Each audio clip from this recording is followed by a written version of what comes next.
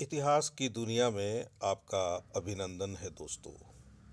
इतिहास पाठ में आज हम बात करेंगे कलिंग के राजा खारवेल की। मेरे पास जो पुस्तक है उसका नाम है प्राचीन भारत का राजनैतिक तथा सांस्कृतिक इतिहास, जिसे लिखा है प्रोफेसर विमल चंद्र पांडे ने। मित्रों, हम जानते हैं कि अशोक ने भीषण युद्ध के पश्चात कलिंग पर अपना अधिकार कर लिया था। लेकिन प्रतीत होता है कि अशोक की मौत के बाद कलिंग अधिक समय तक मौर्य साम्राज्य के अंतर्गत नहीं रहा था, यानी वह स्वतंत्र हो गया था।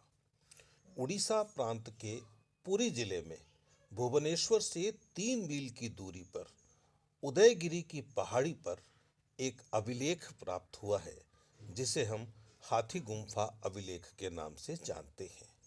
यह अभिलेख महामेघवाहन वंश के महाराज खारवेल का उल्लेख करता है, जो कलिंग में सर्वशक्तिमान स्वतंत्र शासक के रूप में राज कर रहा था। उड़ीसा प्रांत के पुरी जिले में भुवनेश्वर से 3 मील की दूरी पर उदयगिरी पहाड़ी पर एक अभिलेख प्राप्त हुआ है, जिसे हम हाथी गुम्फा अभिलेख के नाम से जानते हैं। यह अभिलेख महामेघवाहन वंश के महाराज खारवेल का उल्लेख करता है, जो कलिंग में सर्वशक्तिमान स्वतंत्र शासक के रूप में राज कर रहा था। अभिलेख की जो लिपि है वह अशोक के बाद की है, अतः यह निश्चित है कि खारवेल का उदय अशोक के बाद ही किसी समय हुआ था। हाथी गुम्फा अभिलेख के अनुसार खारवेल चेती वंश का था। चेती वंश को हम चेदी वंश भी कहते हैं। यह सूर्यवंशी राजर्षि वसु का वंश था। मेघवाहन इस वंश का सर्व प्रमुख ऐतिहासिक राजा प्रतीत होता है। महामेघवाहन वंश का समीकरण पुराणों में वर्णित मेघ वंश से भी किया जाता है, लेकिन यह सुसंगत नहीं है।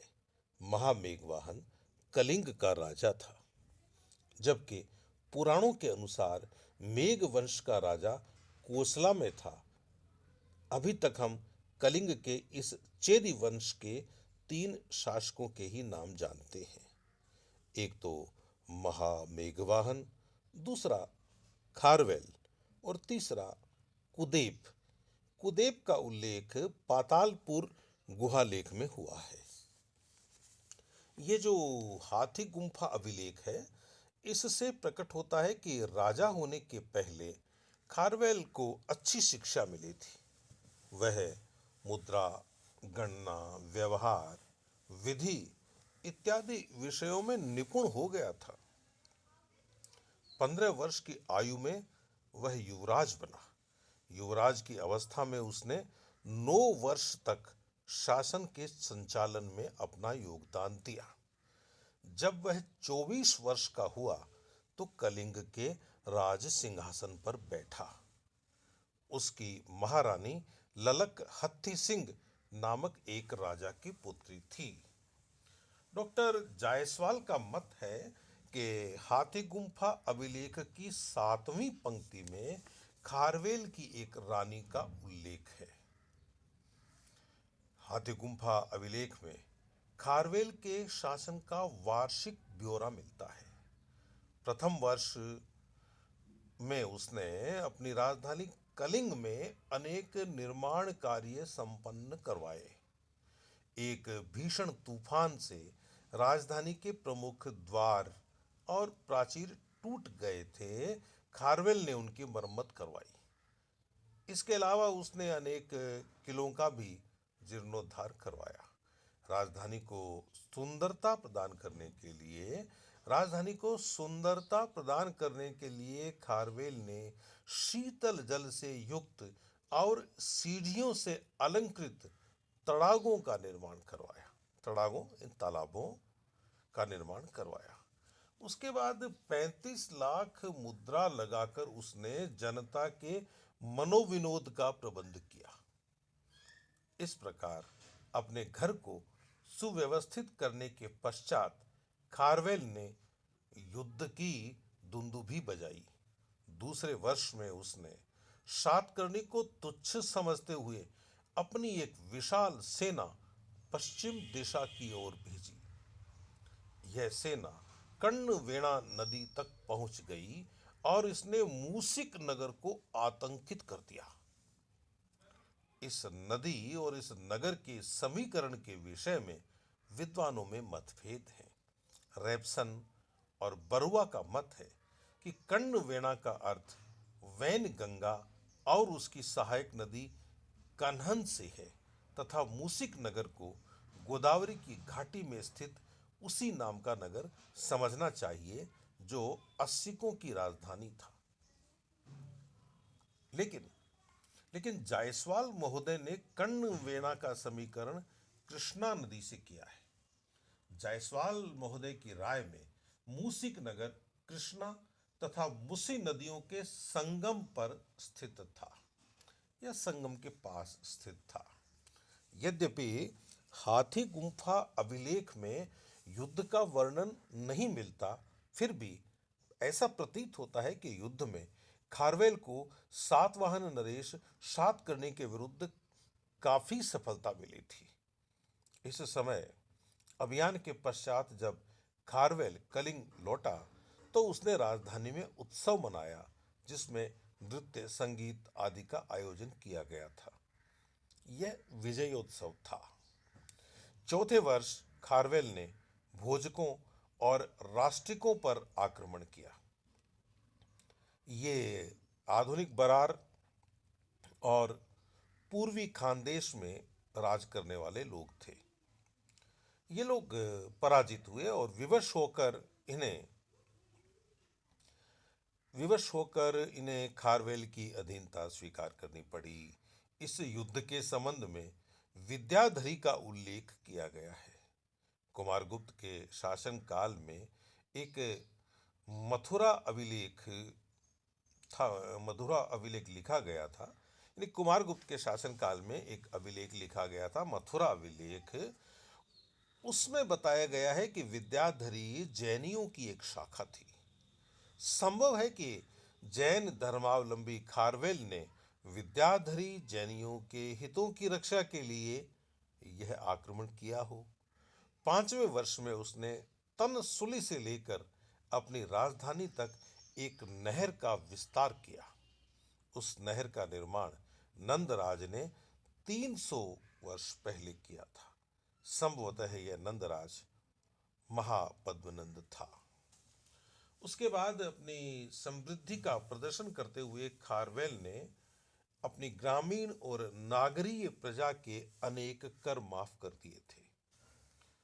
डॉक्टर जायसवाल का मत था कि हाथी गुम्फा अभिलेख में खारवेल द्वारा किए गए राजसूय यज्ञ का उल्लेख मिलता है, लेकिन बरुआ महोदय ने इसका खंडन किया है और राजसूय के स्थान पर राजश्रियम यानी राज समृद्धि पढ़ा है। इसके पश्चात खारवेल ने उत्तरी भारत की ओर ध्यान दिया। अपने शासन के 8वें वर्ष में उसने उत्तरी भारत पर आक्रमण किया। उसकी सेनाएं गया जिले में स्थित बाराबर पहाड़ियों को पार करती हुई आगे बढ़ी। मार्ग में उन्होंने दुर्गों को नष्ट किया और अंत में राजगृह को घेर लिया। उसके आक्रमण से यवन राज की सेना में आतंक छा गया और वह भयभीत होकर मथुरा भाग गया। उसी के साथ उसका सेनापति मेनेंडर भी पाटलिपुत्र को छोड़कर मथुरा चला गया। यूनानियों के भागने का कारण जरूरी नहीं कि खारवेल का आक्रमण हो। कुछ विद्वान दिमित या डेमेट्रियस को पंजाब का कोई छोटा यूनानी राजा मानते हैं, जबकि कुछ लोग इसको अपने मगध का राजा मानते हैं, पाटलिपुत्र का राजा मानते हैं। कुछ विद्वान अभिलेख में दिमित का नाम पढ़ते ही नहीं। कुछ भी हो, अभिलेख की यह पंक्ति विवादग्रस्त है। 9वें वर्ष में खारवेल ने प्राची नदी के दोनों ओर महाविजय प्रासाद बनवाया। कदाचित यह प्रासाद उत्तरी भारतवर्ष की विजय के उपलक्ष्य में बनवाया गया। 10वें वर्ष में उसने फिर उत्तरी भारत पर हमला किया, लेकिन यह निश्चित रूप से नहीं कहा जा सकता कि इस आक्रमण का परिणाम क्या हुआ। 11वें वर्ष में खारवेल ने फिर दक्षिण भारत पर आक्रमण किया और पिथुंड नगर, टॉलमी लिखता है पिटुंड्र, को नष्ट भ्रष्ट कर दिया। वह आगे बढ़ता हुआ पांड्य देश तक पहुंच गया।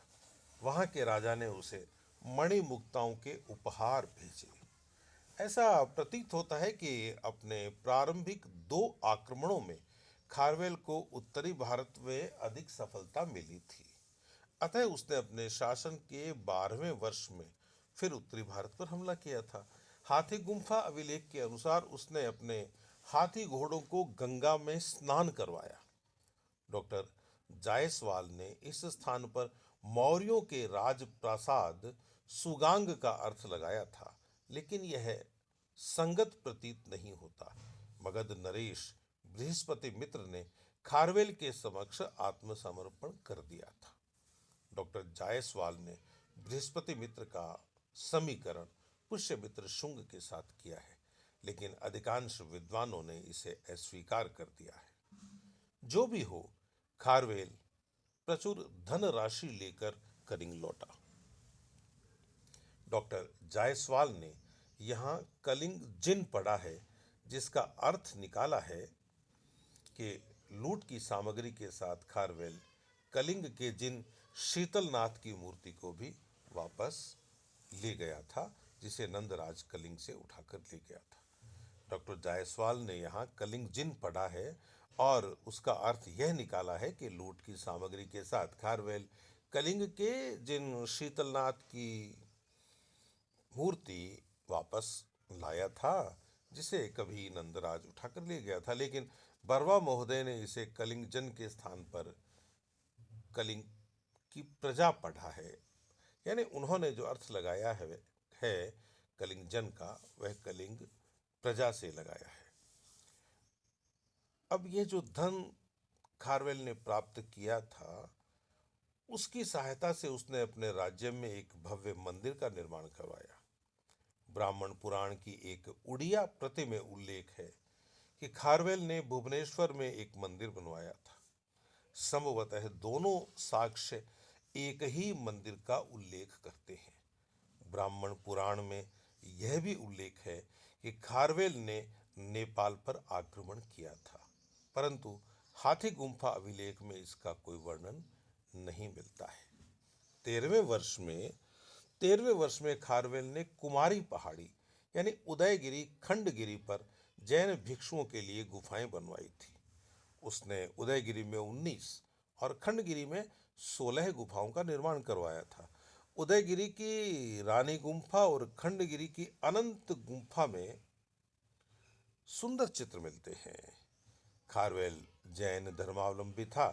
उसने उदयगिरी की पहाड़ी पर जैन सन्यासियों के निवास के लिए गृह बनवाए थे। इसके साथ ही उसने जैनियों के लिए एक विशाल सभा भवन का भी निर्माण करवाया था। इस भवन में विशाल स्तंभ थे तथा यह 64 स्थापत्यकृति समूहों से अलंकृत किया गया था। डॉक्टर जायसवाल का मत है कि खारवेल ने जैन भिक्षुओं की एक संगीति भी आयोजित की थी और उसमें जैन ग्रंथों का संकलन करवाया था।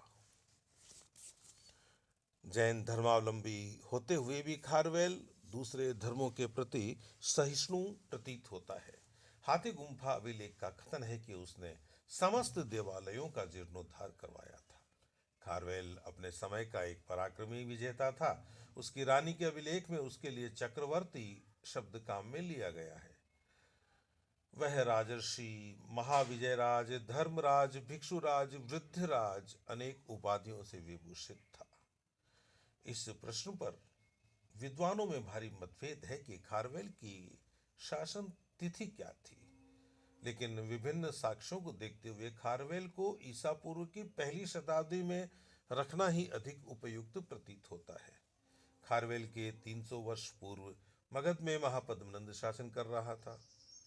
हम जानते हैं कि महापद्म का शासन काल ईसा पूर्व चौथी शताब्दी था, अतः खारवेल का काल ईसा पूर्व पहली शताब्दी ठहरता है। खारवेल सातकर्णी का समकालीन था। अधिकांश विद्वानों के मत में यह सातकर्णी प्रथम था। इसका काल ईसा पूर्व की पहली शताब्दी था, अतः यही काल खारवेल का रहा होगा, ऐसा मानना चाहिए। मंचगुरी गुफा की स्थापत्य कृतियां महामेघवाहन के समय की हैं।